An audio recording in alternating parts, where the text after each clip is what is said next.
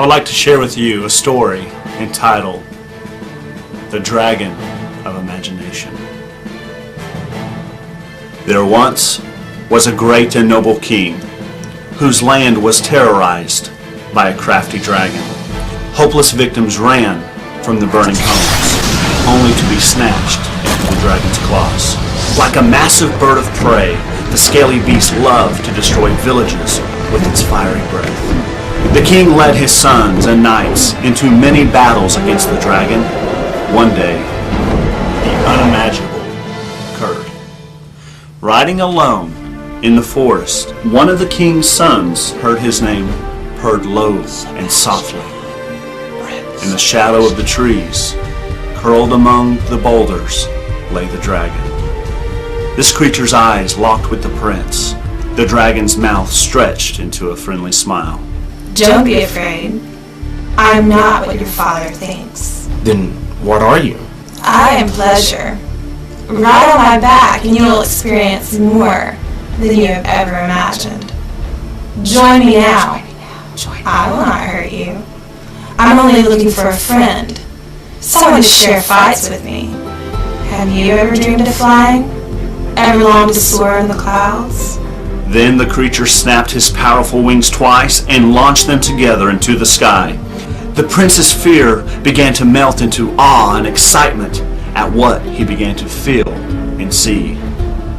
From then on, the young prince met with the dragon often, but secretly. He knew he could never tell his father, his brothers, or the knights that he had befriended the enemy. The prince felt separate from them all.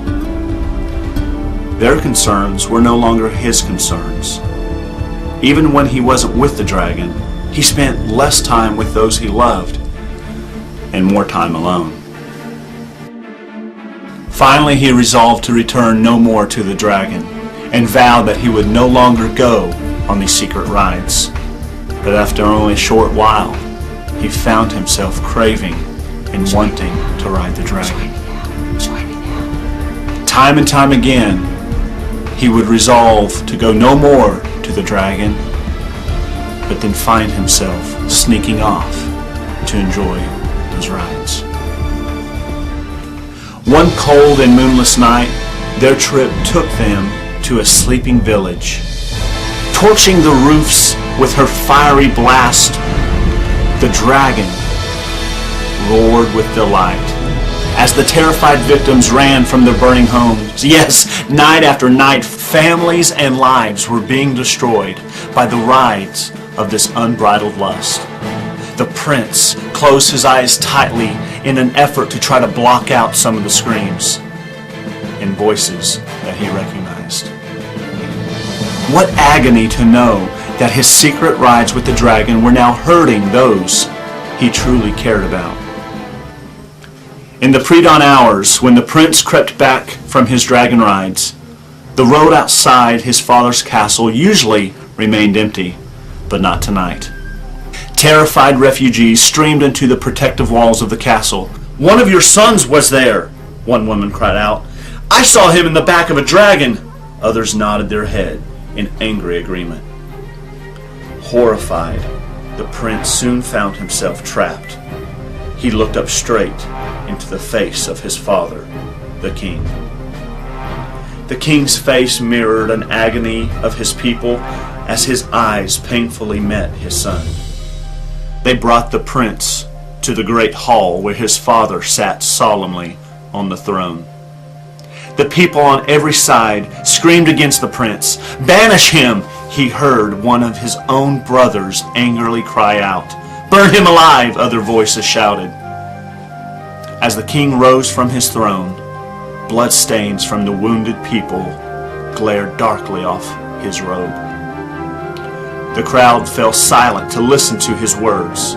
The prince, who could not bear to look at his own father, stared at the floor. "Take off your gloves and your jacket." The prince obeyed slowly, but dreaded to reveal what had happened to him. His hands had become calloused. His back, once where a spine had been replaced with scales. Because of the midnight rides, time and time again with the dragon, the prince was showing characteristics most beast-like. Do you wish to be free from the dragon, my son? I have wished it time and time again, Father, but there's no hope for me. I'm no longer worthy to be called your son. I'm half beast. Look at the horror and the ugliness that now cover me. My son, my blood still runs in your veins. My love has always been stamped deep within your soul. The prince expected some backlash from his father, the king, but instead the king embraced him. The prince buried his head into his father's shoulder and wept uncontrollably. The dragon is crafty. Some fall victim to its tricks and some to its violence. But there will be mercy for all who wish to be freed. Who else among you has ridden the dragon? The prince lifted his eyes to see who else emerged from the crowd. To his shock and amazement, it was his older brother. The prince, who had been praised for going into battle against the dragon, came forward. Other townspeople, some coming with their head low, others crying. The king embraced them all. This is our most powerful weapon against the dragon. Truth. No more hidden flights. Alone we cannot resist it. But together, clinging to the power of my cross, we will slowly find the needed grace and power. One day at a time, we will learn to walk free again, free from the dragon of our imagination.